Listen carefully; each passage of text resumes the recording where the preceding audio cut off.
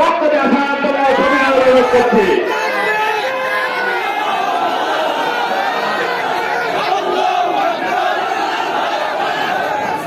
আসসালামু আলাইকুম ওয়া রাহমাতুল্লাহি ওয়া বারাকাতুহু। শেরপুর জেলা জামাত ইসলামী কর্তৃক আয়োজিত আজকের এই বিক্ষোভ সমাবেশ মিছিলে উপস্থিত সম্মানিত প্রধান অতিথি, সম্মানিত সভাপতি, সম্মানিত সঞ্চালক সহ সম্মানিত অতিথিবৃন্দ, আমার সামনে শেরপুরের জনতা, আসসালামু আলাইকুম ওয়া রাহমাতুল্লাহি ওয়া বারাকাতুহু।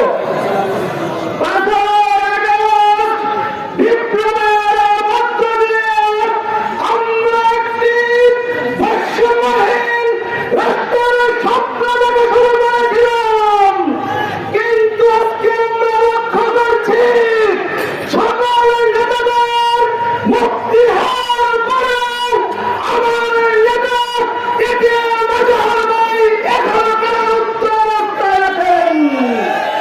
আজকে শেরপুরের এই থানামল থেকে ঘোষণা দিচ্ছি, আগামী 20 তারিখে যদি এটিএম আজহার ভাইকে মুক্তি দেওয়া হয়, আর আমরা আমাদের পুরাতন পেশায় ফিরে যাব।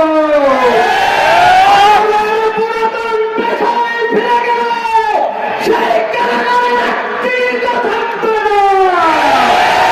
আমার নতুন করে ট্রাক্টর থেকে সাতুরিয়া, রূপসা থেকে পাথুরিয়া, একই স্লোগান উঠে জেলার টানা ভাঙব,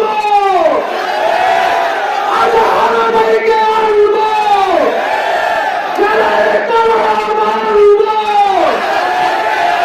আইন উপদেষ্টাকে বলে দিতে চাই, স্বরাষ্ট্র উপদেষ্টাকে স্মরণ করে দিতে চাই, আমাদের এই নিয়মতান্ত্রিক আন্দোলন, আইনি প্রক্রিয়ায় নিয়মতান্ত্রিক অংশগ্রহণ, এটাকে যদি আপনারা দুর্বলতা মনে করেন, তাহলে আপনারা বোমার সঙ্গে বাস করছেন।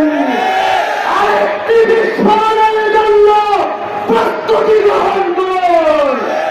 আজকের এই শেরপুরের ময়দান থেকে বলছি, প্রিয় শেরপুরবাসী, 20 তারিখের পরে আজহার ভাইয়ের মুক্তি হবে, যে পুরনো আন্দোলনের কথা হবে, শেরপুরবাসী প্রস্তুত আছে টাকায় না। তাই প্রশাসনকে হুঁশিয়ার করে দিতে চাই, আমাদের দুর্বলতাকে, আমাদের নমনীয় থেকে, আমাদের ভদ্রতাকে দুর্বলতা মনে করবেন না। যদি দুর্বলতা মনে করেন, তাহলে আরেকটি ভুল করবেন। অবিলম্বে এটিএম আজহার ভাই সহ সকল নেতৃবৃন্দের মুক্তি দাবি করেছি। দেশের আইনের বিচার, সুশাসন প্রতিষ্ঠার জোর দাবি জানাচ্ছি।